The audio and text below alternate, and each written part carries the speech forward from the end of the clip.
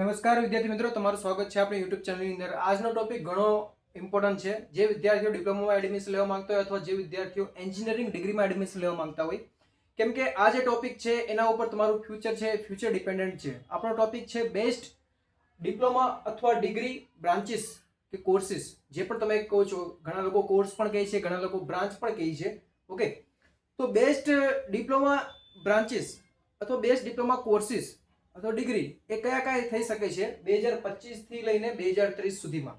હવે અત્યારે જે વિદ્યાર્થીઓ વિચારતા હોય કે કોઈ એમનું ફ્રેન્ડ કોઈ કોર્સમાં જવા માંગતો હોય તો હું એ જ કોર્સ લઈ, એ તમે ધ્યાનમાં નહીં લેતા.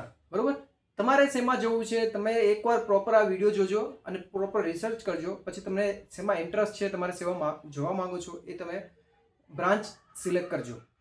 ઓકે, હવે ઘણા પરિબળ આની અંદર ડિપેન્ડન્ટ છે. તમે માની લો કે તમે બ્રાન્ચ તો તમે સિલેક્ટ કરો છો, પરંતુ તમે કોલેજ વ્યવસ્થિત સિલેક્ટ નથી કરી શકતા, તો પણ તમારે ગેરફાયદો છે. એનું કારણ છે, જેવી કોલેજ હશે, જેવું કોલેજનું સ્ટાન્ડર્ડ હશે અને જેવો તમારો મેરિટ રેન્ક હશે, એની અંદર એવા વિદ્યાર્થીઓ જ આવશે. અને જેવા વિદ્યાર્થીઓ એની અંદર જશે, તમારા ફ્રેન્ડ પણ એવા જ બનશે. એના કારણસર ઘણા એવું જે ફ્રેન્ડ સર્કલ બને છે કે જે સ્માર્ટ ગ્રુપ હોય, કે જે અલગ અલગ વિચારધારા ધરાવતો હોય, સ્માર્ટ વિચારધારા ધરાવતો હોય, તો તમે પણ એની અંદર ગ્રુપમાં તમે જોઈન થઈને તમે એવું તમે વર્ક કરી શકો છો. બરોબર, અને તમારે જે પણ એન્જિનિયરિંગની બ્રાન્ચના રિગાર્ડિંગ એમાં કંઈક નવું આવતું હોય અથવા કંઈ પણ નવું ડેવલપ તમે કરી શકો છો. બરોબર, તો એ કોલેજ પણ એટલી ઇમ્પોર્ટન્ટ છે. હવે કોલેજ કઈ કઈ સારી કોલેજ છે એના માટે ઓલરેડી આપણે બનાવેલો છે ટોપ 10 એન્જિનિયરિંગ કોલેજનો વિડીયો છે, તો નીચે લિંક પણ આપેલી હશે અને એ પણ તમે જોઈ શકો છો. તો ચાલો આપણે સ્ટાર્ટ કરીએ. તો સૌથી પહેલા તો આ જે એટલા આપણે કોર્સિસ છે, બરોબર, એ કોર્સની અંદર તમે એડમિશન લઈ શકો છો. એ ફ્યુચરમાં એની ડિમાન્ડ ફૂલ રહેવાની છે. ઓકે, તો સૌથી પહેલા તો એગ્રીકલ્ચર એન્જિનિયરિંગ, કે જેમાં ડિપ્લોમાના કોર્સ પણ થાય છે અને ડિગ્રીના કોર્સ પણ અવેલેબલ છે. ડિગ્રીના કોર્સ 12 પછી થશે અને ડિપ્લોમા પછી પણ થશે, પરંતુ આમાં ડિપ્લોમાના કોર્સ આની અંદર ફૂલ ડિમાન્ડ એટલા માટે છે કે ફ્યુચરની અંદર આ એગ્રીકલ્ચર છે એની અંદર ખાસી એવી ટેકનોલોજી આવશે કે જેથી કરીને તમને ખ્યાલ છે કે દિવસે ને દિવસે મોંઘવારી વધે છે. એટલે ખેતીની અંદર ખેતીના જેટલા પણ ઉત્પાદનો છે, બરોબર, જે પહેલા જેટલી ઉત્પાદન થતું એના કરતાં ઓછું થાય છે. એટલે મોંઘવારી વધે છે અને ભાવ પણ ઇન્ક્રીઝ થાય છે. લોકો વિલેજમાંથી સિટીમાં આવે છે, પરંતુ લોકો હવે ધીમે ધીમે છે એમને હવે ખબર પડવા મળી છે કે હવે આપણે નવી ખેતી કઈ રીતે ડેવલપ કરવી જોઈએ. અને લોકો બહારથી પણ હવે આવીને જોબ છોડીને પણ હવે ખેતી કરવા માંડ્યા છે, કેમ કે એની અંદર એડવાન્સ ટેકનોલોજીનો યુઝ થઈને નવા નવા પાક એ લોકો ઉત્પાદન કરવા માંગ્યા છે. બરોબર, તો આ ફ્યુચરમાં આની ડિમાન્ડ રહેવાની છે. એગ્રીકલ્ચર કરીને તમે માની લો કે કોઈ નવીન પ્રમાણે કોઈ ખેતી કરતા હોય, જેમ કે મશરૂમની ખેતી છે, કે જેમ કે સ્ટ્રોબેરીની ખેતી છે, પછી જેમ કે અલગ અલગ ટાઈપની જેના માઇક્રો જે પાર્ટિકલ્સ આવે છે એની ખેતી છે. એવી રીતે અલગ અલગ ખેતી પણ તમે કરી શકો છો. તમે પહેલા ઇન્ટર્નશિપ કરો અને પછી તમે પોતાનું પણ તમે ડેવલપ કરી શકો છો. બરોબર, તમને આમાં જોબ પણ મળી જશે. પછી છે આર્કિટેક્ચર આસિસ્ટન્ટશીપ. હવે આર્કિટેક્ચર આસિસ્ટન્ટશીપ છે, તો એની અંદર મતલબ કે ફ્યુચરની અંદર તમારે જેમ કે બિલ્ડિંગના પ્લાન્સ છે, કોઈ પણ પ્રોજેક્ટના પ્લાન્સ છે, તમે કઈ રીતે બનાવી શકો છો. ફ્યુચરમાં જેટલા પણ બિલ્ડિંગ બનશે, ઓકે, આમ આ કોના પર ડિપેન્ડ છે? આના પર ડિપેન્ડ છે. સિવિલની અંદર જેટલી ડિમાન્ડ વધશે, ફ્યુચરમાં ડિમાન્ડ વધવાની જ છે સિવિલમાં. બરોબર, સૌથી વધારે ગવર્મેન્ટ જોબ આવતી હોય તો આની અંદર સિવિલનો. ઓકે, હું એ રીતે ટિક માર્ક કરીશ તો એ તમે જોઈ શકો છો. જે 3 ટિક માર્ક હશે એમાં ડિમાન્ડ ફૂલ રહેવાની છે. ગવર્મેન્ટમાં એમાં ડિમાન્ડ રહેશે, એટલે સમજી લો કે ગવર્મેન્ટમાં ડિમાન્ડ હોય એના કરતાં પ્રાઇવેટમાં 10 ગણી ડિમાન્ડ હોય. બરોબર, ગવર્મેન્ટની અંદર માની લો કે આમાં x ડિમાન્ડ છે તો પ્રાઇવેટમાં એની 10x ડિમાન્ડ રહેશે. ઓકે, હવે આની અંદર ડિમાન્ડ વધવાની છે તો ઓટોમેટિક આની અંદર વધવાની જ છે કે આર્કિટેક્ચરની અંદર વર્ક વિદ્યાર્થીઓ પ્લાન બનાવવા માટે અથવા એના ઉપર વર્ક કરવા માટે મતલબ કે અલગ અલગ સોફ્ટવેરનો યુઝ કરે છે, તો એની અંદર શીખવામાં આવશે વિદ્યાર્થીઓને. બરોબર, પછી આવે છે બાયોમેડિકલ એન્જિનિયરિંગ. તમને ખબર છે કે કોરોના જે ટાઈમ પિરિયડ હતો બહુ ખરાબ ટાઈમ પિરિયડ હતો. તો બાયોમેડિકલ એન્જિનિયરિંગની અંદર એવું નથી કે તમને ડોક્ટરના રિગાર્ડિંગ તમને એજ્યુકેશન આપવામાં આવશે, તમને ડોક્ટર બનવામાં આવશે, એવું કંઈ પણ નથી. તમને ખ્યાલ છે કે એક્સરે મશીન કેવું આવે, ઇસીજી મશીન કેવું આવે છે, બરોબર, સોનોગ્રાફીનું મશીન કેવું આવે છે, એને કઈ રીતે હેન્ડલ કરવું, એને કઈ રીતે એના પાર્ટ્સ કઈ રીતે યુઝમાં આવે છે, એને કઈ રીતે આપણે યુઝ કરી શકીએ છીએ, તો એ બાયોમેડિકલ એન્જિનિયરિંગના જે પણ વિદ્યાર્થીઓ છે એને શીખવામાં આવે છે. બરોબર, હવે આ જે કોર્સ છે એ કોર્સ પણ તમે કરીને આમાં પણ જોબ્સની શક્યતાઓ રહેલી છે. પછી આવે છે એઆઈ મશીન લર્નિંગ. હવે અહીંયાથી આપણે સ્ટાર્ટ થાય છે કે પોર્શન કોમ્પ્યુટર પોર્શન સ્ટાર્ટ થાય છે. આપણે આને રાઉન્ડ કરી દઈએ ફૂલે ફૂલ. બરોબર, હવે એઆઈ મશીન અને લર્નિંગ આ જે પોર્શન છે, આ ફ્યુચરની અંદર અત્યારે આની અંદર એટલી જોબ્સ અવેલેબલ નથી. એઆઈ નો મતલબ છે આર્ટિફિશિયલ ઇન્ટેલિજન્સ અને મશીન લર્નિંગ, બરોબર છે. તો મશીન લર્નિંગ સાથે આપણે રોબોટિક્સ પણ આપણે એડ કરી દઈએ કે રોબોટિક્સની અંદર મશીન લર્નિંગ છે, એઆઈ છે. અત્યારે જોબ આમાં નથી, પણ ધીમે ધીમે દિવસે ને દિવસે આમાં ઇન્ક્રીઝ થવા જઈ રહ્યું છે. જેટલા પણ વેબસાઇટ છે, જેટલી પણ મોટી મોટી કંપનીઓ છે, એ એઆઈની અંદર એનું ફીચર્સ લોન્ચ કરી રહી છે, એની વેબસાઇટ લોન્ચ કરી રહી છે. અત્યારે ફ્યુચરમાં ઘણી બધી એવી વેબસાઇટ આવશે કે એની અંદર એક પોપઅપ કે એવું એઆઈ ફીચર એમને લોન્ચ કરવું પડશે કે જેથી કરીને પાછળ ના રહી જાય, બરોબર. તો એઆઈની અંદર ઘણા બધા અલગ અલગ સોફ્ટવેર બનશે, બરોબર. અત્યારે નથી બનતા, પણ અત્યારે મોટી મોટી કંપનીઓ બનાવી રહી છે. પછી ધીમે ધીમે નાની કંપનીઓ પણ એની અંદર જોડાશે. તો એ જોડાવા માટે એની અંદર એઆઈ એન્જિનિયરિંગ અને મશીન લર્નિંગ એન્જિનિયરિંગની એમાં રિક્વાયરમેન્ટ થશે. ઓકે, હવે ડેટા સાયન્સ એન્જિનિયરિંગ છે. તો ડેટા સાયન્સ એટલે જેમ જેમ દિવસ જાય છે, તમને ખ્યાલ છે, ટાઈમ જાય છે, એ રીતે ડેટાનો સ્ટોર કરવો ઘણો ઇમ્પોર્ટન્ટ થઈ ગયું છે. તમને ખ્યાલ હશે, તમે ગૂગલ પર કંઈ પણ વસ્તુ તમે સર્ચ કરો તો એ તમારી સામે જે પણ પેજ ઓપન થાય છે, તો એ પેજનો ડેટા અથવા કોઈ પણ જગ્યાએ સેવ કરે છે. તમારા મેલ છે તો મેલનો ડેટા કોઈ પણ જગ્યાએ સેવ કરે છે. એની પાસે છે 2 થી 3 કોપી રાખવામાં આવે છે. તમે માનો કે ડિલીટ પણ કરી નાખો તો પણ એની પાસે કોઈ જગ્યાએ સેવ હોય છે, બરોબર.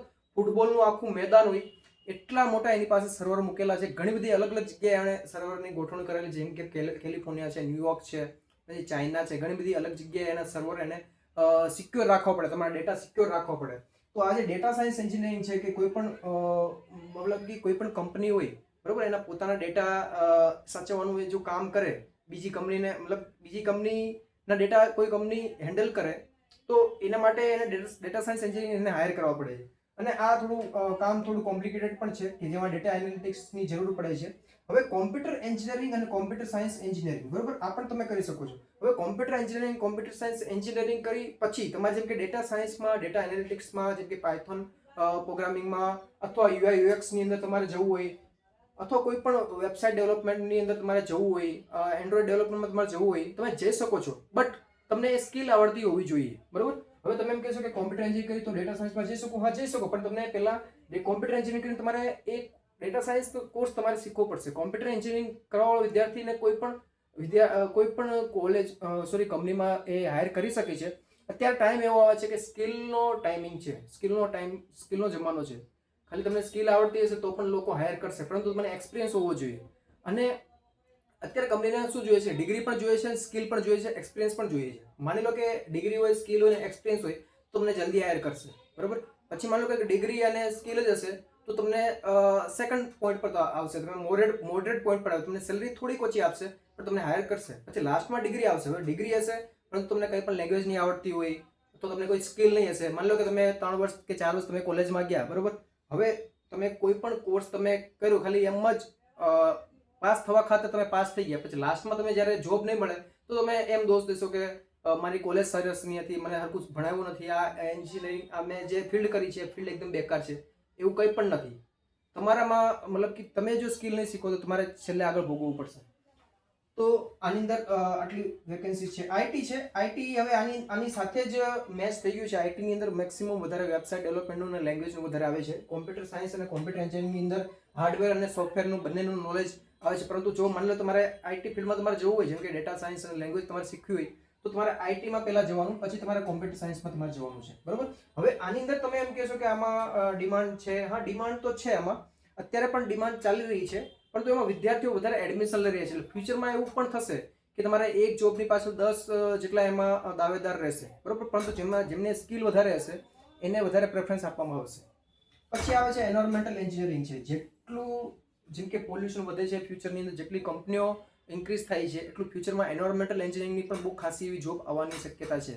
તમને એમ લાગશે કે આ જોબ અમને ક્યાં મળશે? જો કંપની જેટલી પણ હોય, બરોબર. હવે કંપની અંદર પોલ્યુશન થાય તો એના ક્રાઇટેરિયા હોય કે ગવર્મેન્ટે એને કીધું હોય કે તમે આટલું પોલ્યુશન તમે ફેલાવવું ના જોઈએ, તો એને દંડ પણ કરે. હવે એન્વાયરમેન્ટલ એન્જિનિયરિંગ ઘણી બધી કંપનીઓની અંદર સિક્યોર હોય કે મારે એક એન્વાયરમેન્ટલ એન્જિનિયર મારે લેવો છે, જેથી કરીને મારી કંપનીની અંદર જે પોલ્યુશન હોય તો એ નવી નવી નીતિઓ હેન્ડલ કરી શકે. એક તો એન્વાયરમેન્ટલ એન્જિનિયરિંગ છે, એક ફાયર એન્જિનિયરિંગ છે, બરોબર. આ એક એવી પોસ્ટ છે કે જે કંપનીઓ ઘણા બધા એને હાયર કરે છે, કે એમને હાયર રાખવા જ પડે છે.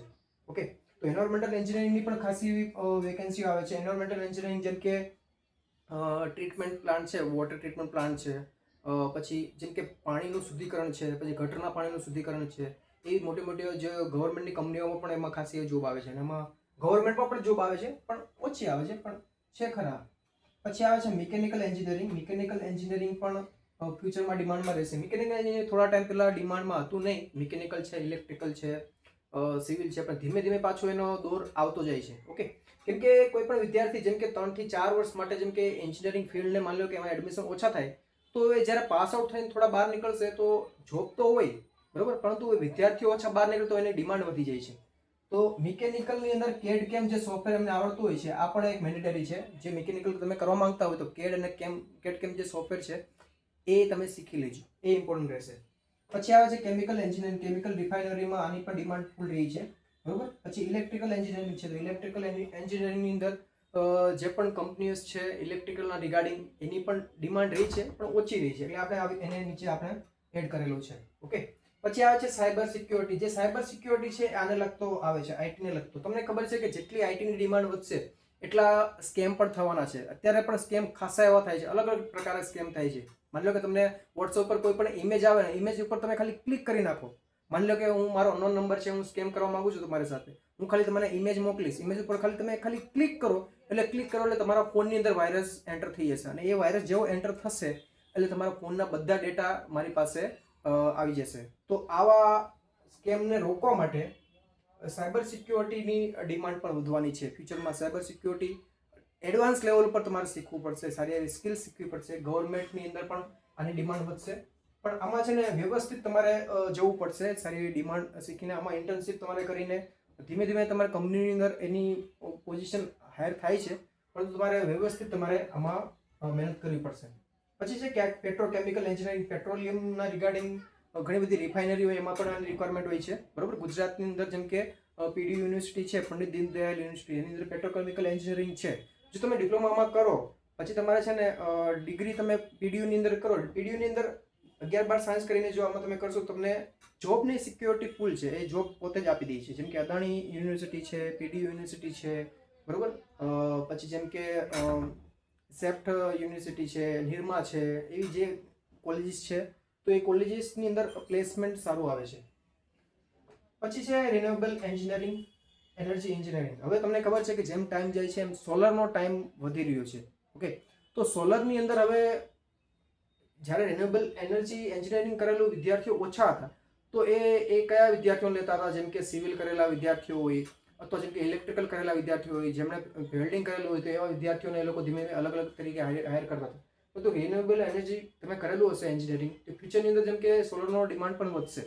જેટલું ફૂડનું એગ્રીકલ્ચરનું વધશે, જેવી રીતે ધીમે ધીમે ઇલેક્ટ્રિકલ, તમને ખબર છે કે ઇલેક્ટ્રિસિટી છે ધીમે ધીમે એની અંદર પણ ભાવ વધે છે, પણ ફ્યુચરની અંદર આ સોલરના અલગ અલગ ઇન્સ્ટ્રુમેન્ટ આવશે, ઘણા બધા સોલર વિકસાવશે, તો રિન્યુએબલ એનર્જીની પણ ડિમાન્ડ વધવાની છે. પછી આ છે ફાયર સેફ્ટી બરોબર. આની ડિમાન્ડ ખાસી એવી છે, અને આનો છે ડિપ્લોમા કોર્સીસ આપણા ગુજરાતમાં જોવા જઈએ તો મેં તમને કીધું એસસીપીસીની ઉપર તો અવેલેબલ હશે નહીં. એસસીપીસી ઉપર આઈ થિંક એગ્રીકલ્ચર પણ લગભગ અવેલેબલ નહીં હશે. મેં બધા જે કોર્સ લખ્યા એમાંથી કોઈ હશે, કોઈ પણ નહીં હશે. તો આ જે ફાયર સેફ્ટી છે તો એનો જે 1 વર્ષ કે 2 વર્ષનો જે કોર્સ આવે છે ગુજરાતની અંદર 1 કે 2 કોલેજ જ કરાવે છે. બેઝિકલી આ નાગપુર વધારે થાય છે બરોબર.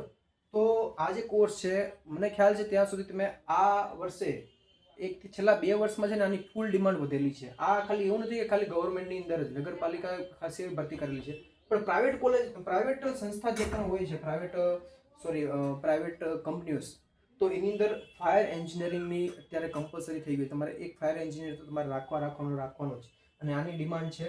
માની લો કે ગુજરાતની અંદર પણ છે, અને ગુજરાતમાં ના હોય તો ઇન્ડિયામાં તો એ છે જ, તો એ પણ તમે કરી શકો છો. હવે આટલી બધી બ્રાન્ચીસના રિગાર્ડિંગ તમને કંઈ પણ ડાઉટ હોય અને તમારી કઈ ફેવરેટ બ્રાન્ચ છે નીચે કોમેન્ટમાં જણાવો. અને આપણી આ જે ચેનલ છે, ચેનલ ઉપર તમે નવા હોય તો ચેનલ સબસ્ક્રાઈબ કરી દીજો, બેલ આઇકનને પ્રેસ કરી દીજો. તમને આ વિડીયો ગમ્યો હોય, તમને ખબર છે કે આ અત્યારે ફેનનો અવાજ થાય એટલે આપણે બંધ કરીને આપણે વિડીયો બનાવી રહ્યા છીએ આવી ગરમીમાં, તો એના માટે ખાલી એક લાઇક આપી દેજો, અને તમારા ફ્રેન્ડને પણ આ વિડીયો મોકલવાનું ભૂલતા નહીં. હવે આપણે મળશું નેક્સ્ટ વિડીયોની અંદર. જય હિન્દ, જય ભારત.